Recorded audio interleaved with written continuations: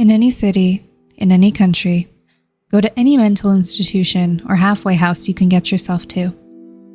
When you reach the front desk, ask to visit a man who calls himself the holder of ambition.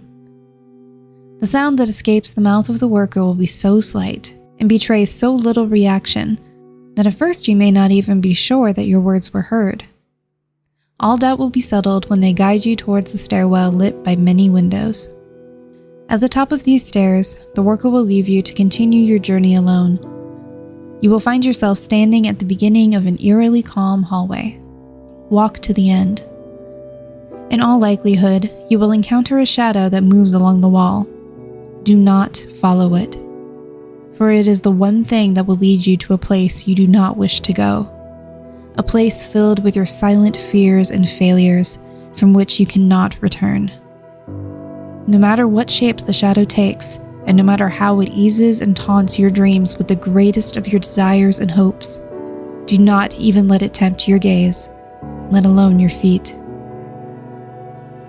If you make it to the end of the hallway without losing sight of your goal, you will find an open doorway with no bolts, locks, or restraints.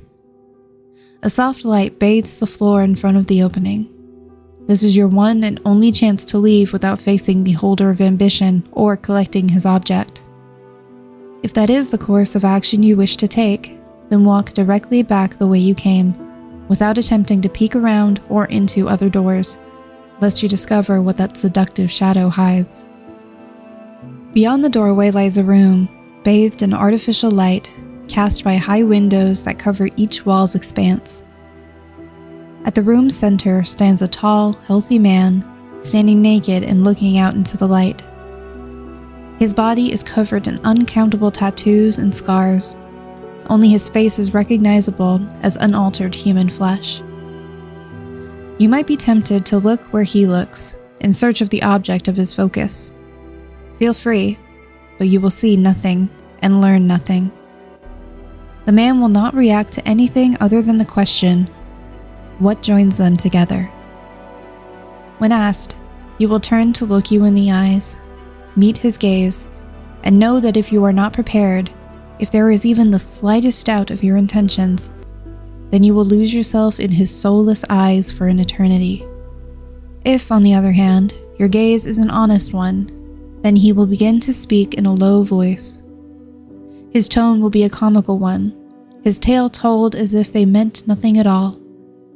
But you must not miss a word, for this story is your preparation. Listen carefully to his tale, and remember every detail. When the man finishes speaking, he will bring his hands to his chest and remove the sutures from one of his more noticeable scars. As the stitches come out, he will bleed profusely and fatally.